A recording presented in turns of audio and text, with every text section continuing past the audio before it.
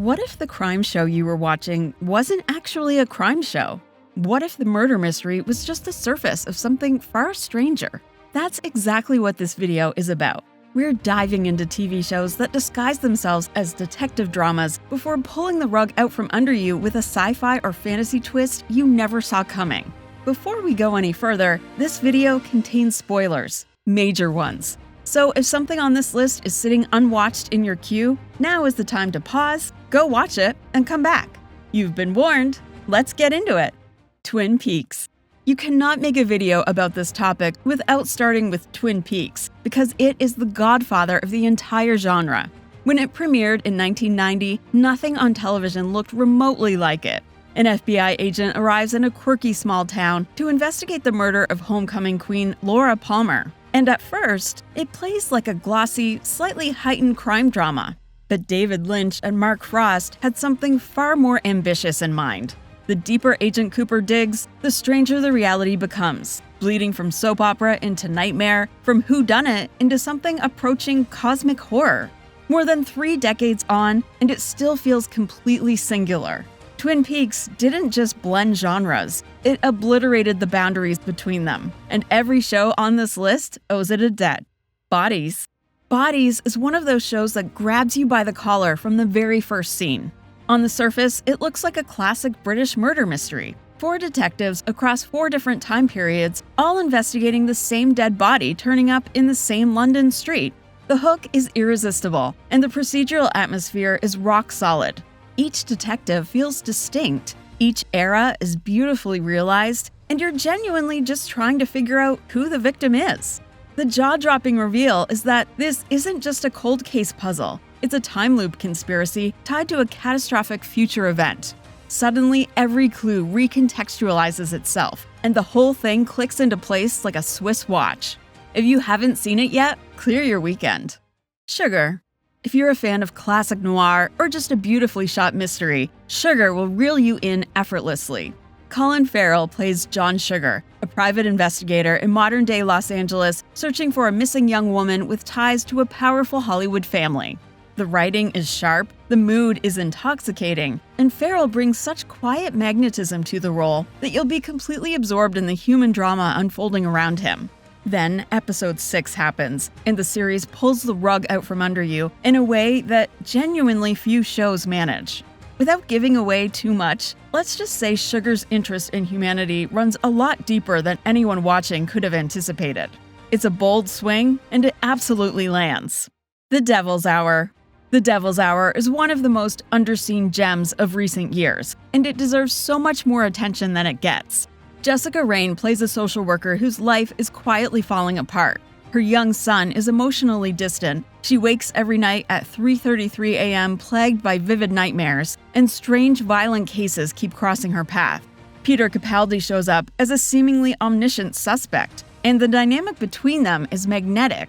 The show presents itself as a dark, grounded crime thriller, and for a while, that's exactly what it is. But the mythology slowly reveals something far stranger. A concept involving time, fate, and cyclical existence that transforms everything you've already watched into something entirely new. By the finale, your brain will be working overtime. The Outsider.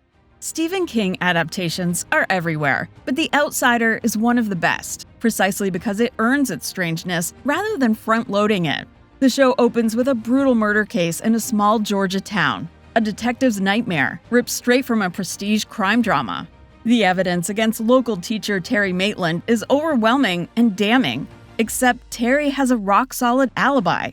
What starts as a seemingly impossible legal puzzle eventually pulls back the curtain on something deeply unsettling from King's mythology. The tension between the rational and the inexplicable is handled beautifully, and Ben Mendelsohn anchors every scene with quiet intensity. The Outsider understands that the scariest thing isn't the monster, it's not knowing if there's a monster at all. Grotesquerie. Ryan Murphy isn't exactly known for restraint, and Grotesquerie leans hard into that reputation. Niecy Nash-Betts plays a detective investigating a series of escalating ritualistic murders that grow increasingly disturbing with each episode. The procedural mechanics are all there. Crime scenes, leads, suspects, but Murphy drenches every frame in dread and excess, so you're always aware that something deeply wrong is lurking beneath the surface. The show eventually pulls the trigger on a twist that reframes the investigation in genuinely unsettling terms, blurring the line between reality, faith, and something far darker. It's maximalist television in every sense, not subtle, not restrained, and absolutely committed to making your skin crawl. Fans of Murphy's wilder instincts will find a lot to love here. Life on Mars.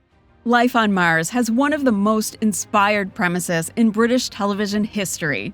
Manchester detective Sam Tyler is hit by a car in 2006 and wakes up in 1973, still a cop, surrounded by colleagues who have absolutely no idea what a DNA database is. What makes it work so brilliantly is that the show functions as a genuinely excellent 1970s police procedural first. The cases are compelling, the period detail is immaculate, and Philip Glenister's Gene Hunt is one of the great television characters. But running underneath all of that is an unresolved, increasingly urgent question. Is Sam in a coma? Is he dead? Is something else entirely going on? That slow-burning existential mystery gives the whole series a strange, melancholy undertow that elevates it beyond standard genre fare. Black Spot.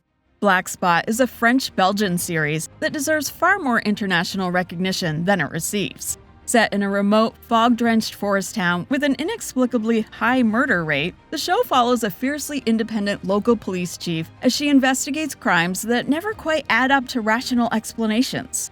The atmosphere is extraordinary, dense, claustrophobic, ancient, and the show builds its world with real patience and confidence.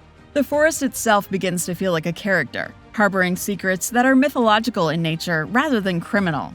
If you love the idea of a procedural drama slowly dissolving into dark folklore and something older and stranger than the law, Black Spot is exactly what you're looking for.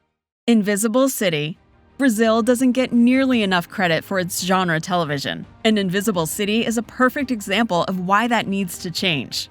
A federal environmental detective investigating a death near a river in Rio de Janeiro gradually uncovers that the city around him is populated by creatures from Brazilian folklore, entities hiding in plain sight, each one drawn from rich indigenous mythology that most international audiences will encounter for the very first time.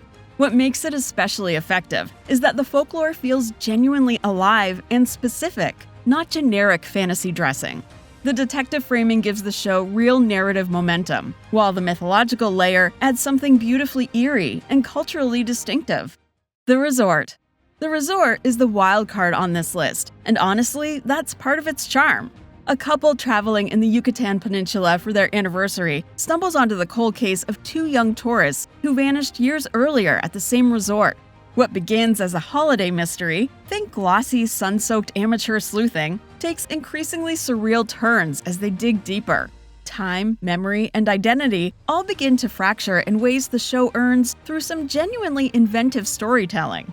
The tone is unlike anything else here. It's funny, melancholy, and quietly strange all at once. It's a looser fit for this list, but its willingness to go somewhere genuinely weird makes it absolutely worth including in the conversation. And that's the list. 10 shows that looked you dead in the eye, told you they were one thing, and then revealed something else entirely lurking underneath. The best kind of television deception. Now we want to hear from you.